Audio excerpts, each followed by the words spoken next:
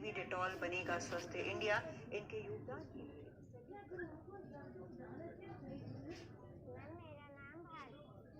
लिए एमएसपी को खत्म करना चाहते हैं, इस देश के अंदर क्या करना चाहते हैं। और अगर आप हमारे साथ अभी हैं सतविंदर सिंह जी, जो सोशल एक्टिविस्ट भी हैं। हम उनसे जानने की कोशिश करेंगे कि जम्मू कश्मीर में जिस तरह 4G इंटरनेट रिस्टोर हुआ है पूरे 18 महीने के बाद, वो किस तरह 4G का वेलकम करते हैं।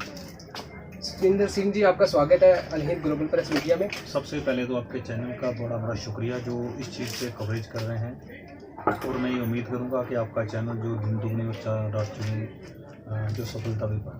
शुक्रिया। देखिए, 4G नेटवर्क तकरीबन 1.5 साल से जो हमारा जम्मू कश्मीर में एक बहुत बड़ा इशू था आफ्टर 370 के बाद। 4G से पहले हमारी जो तकरीबन एक कोरोना वायरस के जो पूरे, मैं समझता हूँ कि पूरे वर्ल्ड में जो इसका एक कहर हुआ, उसके बाद जो जम्मू कश्मीर में 370 हुआ, उसके बाद जो 4G नेटवर्क को बंद कर दिया गया सेंट्रल गवर्नमेंट की ओर से, और उसके बाद जो क्लासेस लगती थी वो तकरीबन ऑनलाइन क्लासेस होती थी। जो ऑफिस का वर्क था वो भी कहीं ना कहीं ऑनलाइन ही किया जाता था।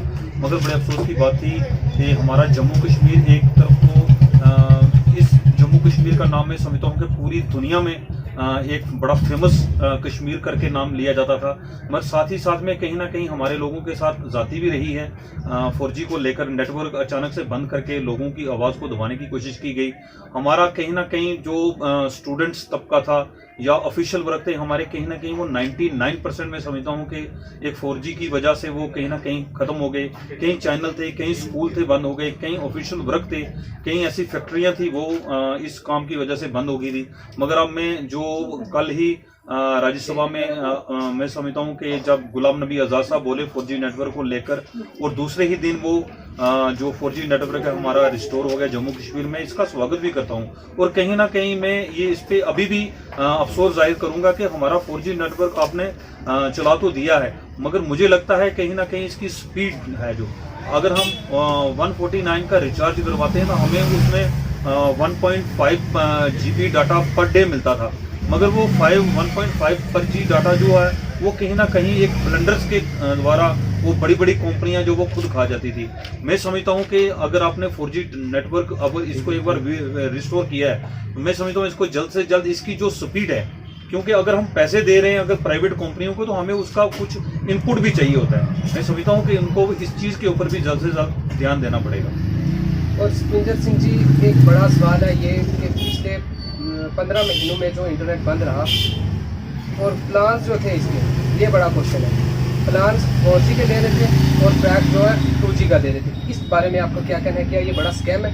देखिए, मैंने आपको पहले ही कहा कि एक हम 149 का रिचार्ज करवाते थे, 1.5 GB हमें वो पर डे मिलता था डाटा, मगर हम एक साल या 4 महीने या 5 महीने हमारे साथ हुआ क्या, हमने रिचार्ज जो 149 का करवाया या 399 का करवाया या 499 का करवाया, मगर हमें मिला क्या उसके प्रति? हमें क्या मिला? हमें वो डाटा 2G वाला मिला।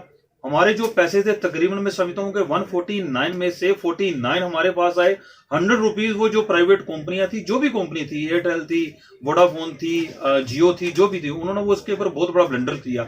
मैं समझता हूँ कि सेंट्रल गवर्नमेंट को एक जल्द से जल्द इस पे टीम बनाकर इसकी भी जांच होनी चाहिए, क्योंकि एक बंदा जो रिचार्ज करवा रहा है कहीं ना कहीं उसके साथ बहुत बड़ा इन कंपनियों ने धोखा भी किया है, और इसके ऊपर भी एक इंक्वायरी होनी चाहिए। और जिस तरह 4G का आप वेलकम करते हो और पूरी जम्मू कश्मीर वेलकम करती है, इसी तरह से स्टेटहुड का जो दर्जा है उसके बारे में आप क्या कहना चाहते हैं? क्या वो वापस होगा? इसके बारे में आपका क्या? देखिए सर, जो 370 है या 35A हो गया, मैं आपको बताता चलूँ कि इस जम्मू कश्मीर को छोड़कर ऐसा नहीं है कि ये 370 या 35A वाला सिस्टम खाली हमारी जम्मू कश्मीर की स्टेट को था। ये तो हमारे साथ एक हिमाचल प्रदेश भी है, उसमें 371 है, उसमें भी एक स्पेशल स्टेटस मिला हुआ। हमारे देश में कम से कम 10 से 12 स्टेट्स ऐसी हैं जिनमें ऐसे स्पेशल स्टेटस उन स्टेट्स को मिले हुए हैं। कहीं ना कहीं वो मैं समझता हूँ कि 370 मिले या ना मिले, वो तो हमारी पॉलिटिकल जंग होगी सेंट्रल गवर्नमेंट के साथ उसके लेना। क्यों हमारे साथ देखिए पिछले दिनों में इसमें जुडिशरी में कुछ पोस्टें निकली थी, उसमें ऑल ओवर इंडिया में वो जो एडवर्टाइज हुई उसमें वो 3500 पोस्ट थी। तो मैं समझता हूँ कि सब फॉर्म जो हमारे आउट ऑफ स्टेट से वो भरेंगे। कहीं ना कहीं हमारे कोर्ट ने भी उसके ऊपर स्टे दिया और उन लोगों को जो फॉर्म उन्होंने जमा करवाए थे वो कहीं ना कहीं वो कैंसिल किए। अब मैं समझता हूँ कि अगर 370 ना मिले या 35A वाला दर्जा हमें ना मिले, मगर हमें स्टेटस जरूर चाहिए कि हमारा दूर दराज का एरिया है, साल में तकरीबन 6 महीने यहाँ बर्फ रहती है, हम लोग गरीब लोग हैं, या इधर के मजदूरी करके मेहनत करके ही अपना पेट पूजा करते थे बेचारे, अपना घर बार चलाते थे, बच्चों की पालन करते थे। मैं समझता हूँ कि आपके मीडिया के माध्यम से हमारे जम्मू कश्मीर को एक स्टेटस ऐसा दिया जाए जिससे हमारी यहाँ की अनएम्प्लॉयमेंट होगी, क्योंकि यहाँ फैक्ट्रियाँ तो नहीं लगी हैं। तो सेंट्रल गवर्नमेंट ने बड़े बड़े वादे किए थे कि आप आफ्टर 370 हमने 35,000 करोड़ का एक पैकेज दे दिया। वो पैकेज मोदी साहब वाला मुझे लगता है वो कागजों में ही रहा, या वो 15 लाख वाला जुमला ही रहा हमारे जम्मू कश्मीर के लिए। कहीं ना कहीं हमारे साथ बहुत बड़ा धोखा हुआ है। अनएम्प्लॉयमेंट की बात करें तो हमारे यहाँ कई लड़के MA MEd, कई पोस्ट ग्रेजुएट जो लड़के मैं समझता हूँ वो ड्राइविंग कर रहे हैं बेचारे, उनके पास सोर्स ऑफ इनकम कुछ नहीं है। 2-2 हज़ार की नौकरियां या 1500 की प्राइवेट इंस्टीट्यूट्स में वो नौकरी। मैं समझता हूं कि जल्द से जल्द सेंट्रल गवर्नमेंट को भी एक पैकेज इस चीज पे भी देना चाहिए। और जो 370 या 35A की हमारी पॉलिटिकल जंग है, जो हमारी जहां की स्टेट की जितनी पॉलिटिकल पार्टीज हैं उनके ऊपर वो जंग करेंगी। देखते हैं आगे क्या होता है या क्या मिलता है, मगर हम अपने जम्मू कश्मीर को उन स्टेट जैसा जरूर बनाएंगे। ओके, शुक्रिया सुखविंदर सिंह जी, हमें टाइम दीजिए।